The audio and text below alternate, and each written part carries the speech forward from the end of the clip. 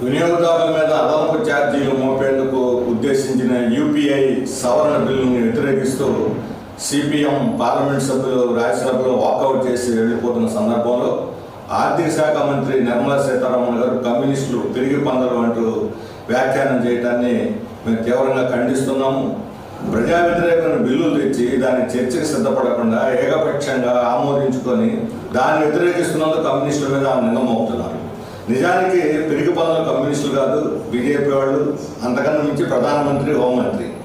గత నెల రోజులుగా పార్లమెంట్ జరుగుతూ ఉంది. గత నెల 20వ తేదీ నుంచి, అంతకుముందు నెల రోజుల ముందు నుంచి ఢిల్లీలో పెద్ద ఎత్తున విద్యార్థులు, యువజనులు ఈ నీట్ పరీక్ష కుంభకోణం మీద ఆందోళన చేస్తున్నారు. కానీ ప్రధానమంత్రి కానీ హోంమంత్రి మీద కానీ కనీసం ఒక్క మాట అంటే ఒక మాట మాట్లాడకుండా మౌనంగా ఉండటం ఎవరు పెరుగుతాను ఉంది. పార్లమెంట్కి రాకుండా ఎగ్గొట్టడం ప్రధానమంత్రి, హోంమంత్రి ఇద్దరు కూడా పొగం చాటేయటం. పార్లమెంటు వీళ్ళు బాధ్యత వహించాలి, ప్రజలకు సమాధానం చెప్పాలి, ఎంపీలకు సమాధానం చెప్పాలి. దాన్ని జవాబుదారంతనం లేకుండా ఇంట్లో కూర్చొని రీల్స్ చేసుకుంటూ కూర్చున్నారు వాళ్ళు పిరికోళ్ళ.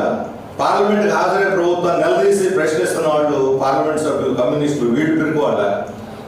ఈరోజు పిరికితనంతో ప్రజలను చూసి, పార్లమెంట్ని చూసి పారిపోతున్నటువంటి ప్రధానమంత్రి, హోంమంత్రి వీళ్ళే పిరికోళ్ళు. వాళ్ళు సమాధానం చెప్పాలి. దాని బదులు ఎదురుదాడి చేస్తూ కమ్యూనిస్టులను అప్రతిష్ఠపాలు చేయాలనుకుంటే నిర్మలా సీతారామన్కి సాధ్యం కాదు. ప్రజలు దీన్ని విశ్వసించడం, వాళ్ళకి విశ్వసనీయత లేదు వాళ్ళ మాటలు కానీ నేను చెప్పదలుచుకున్నాను.